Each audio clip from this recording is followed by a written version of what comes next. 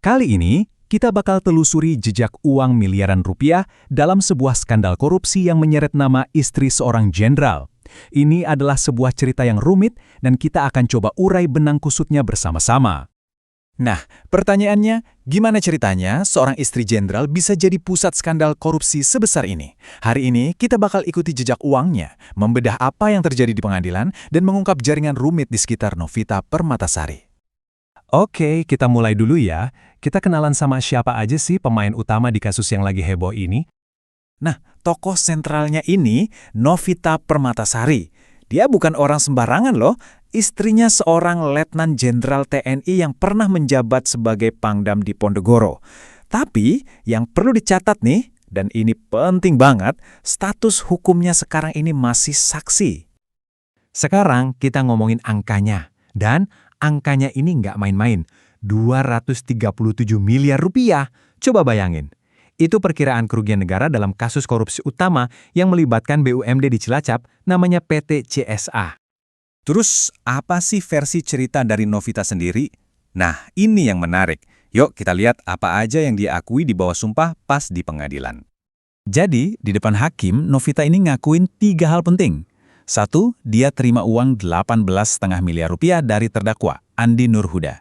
2, buat nerima duit itu dia pakai rekening 3 orang lain, pinjam gitu.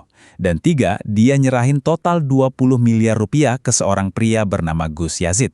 Kelihatannya simpel ya alurnya, tapi ini baru permulaan. Nah, ini dia pengakuan kuncinya. Kenapa sih harus pinjam rekening orang lain? Jawabannya yaitu dia untuk menghindari pemantauan oleh PPATK. Wow, ini kan pengakuan belak-belakan ya. Kalau ada usaha buat ngumpetin transaksinya, biar nggak kelacak sama intelijen keuangan kita. Oke, totalnya kan 20 miliar yang diserahin. Duitnya dari mana aja? Nah, kalau kita lihat di sini, sebagian besar emang dari terdakwa Andi Nurhuda.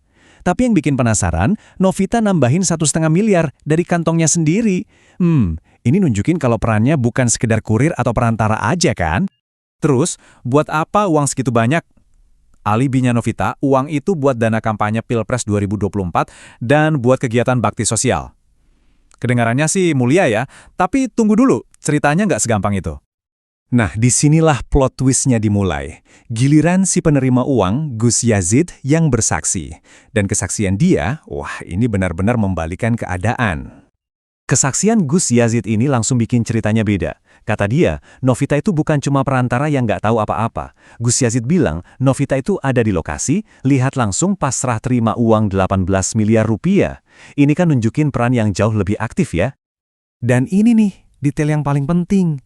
Gus Yazid ngaku ada duit tambahan sekitar 1-2 miliar yang dia terima langsung dari Novita. Kata Novita kan buat bakti sosial, tapi kata Gus Yazid, beda banget. Katanya buat usaha warung nasi kebuli.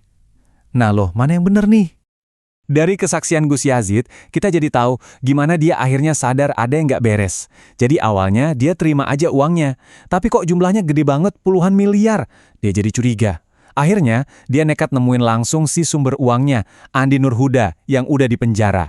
Dan disanalah kebenarannya terungkap. Dan inilah dia puncaknya.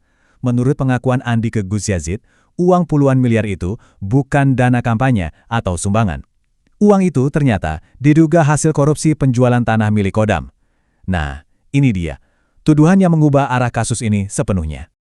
Oke, karena kesaksiannya simpang siur dan saling bertabrakan gini, yuk kita coba gambarin ulang alur uangnya biar lebih jelas dan kita bisa lihat gambaran besarnya. Oke, kita urutkan lagi ya alirannya. Jadi titik awalnya itu dari Andi Nurhuda. Dia ngirim 18,5 miliar rupiah ke Novita, dan ingat ngirimnya itu lewat 3 rekening orang lain. Sengaja biar susah dilacak. Jejak uang ini jadi makin ribet karena suami Novita, Widi Prasetyono, diduga ikut terlibat. Menurut kesaksian di sidang, suaminya lah yang ngenalin Andi ke Gus Yazid. Bukan cuma itu, dia juga diduga jadi perantara buat penitipan uang lain sebesar 2 miliar. Wah, ini berarti pasangan suami istri ini ada di pusaran transaksinya ya?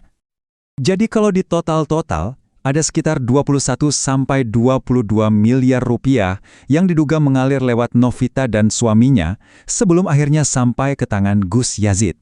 Jumlah yang fantastis. Semua tuduhan ini, kalau terbukti, konsekuensi hukumnya berat banget. Jadi, apa aja sih kemungkinan jerat hukum buat orang-orang yang terlibat di sini? Kalau sampai terbukti hukumannya ini bukan kaleng-kaleng. Kita ngomongin soal potensi pelanggaran Undang-Undang Pencucian Uang. Ancamannya itu bisa sampai 20 tahun penjara dan denda 10 miliar. Itu baru satu. Belum lagi pasal menerima hasil kejahatan atau bahkan ikut serta membantu korupsi. Serius banget ini. Tapi, penting banget nih buat kita ingat. Meskipun tuduhannya segitu serius, sampai saat ini, status hukum Novita dan suaminya itu masih sebagai saksi. Jadi mereka belum jadi tersangka ya, baru saksi di persidangan yang masih jalan.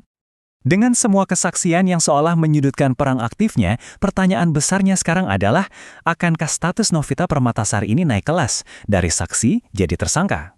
Nah, jawaban dari pertanyaan inilah yang bakal jadi babak akhir dari kasus korupsi Cilacap yang rumit ini. Kita pasti akan terus ikuti perkembangannya.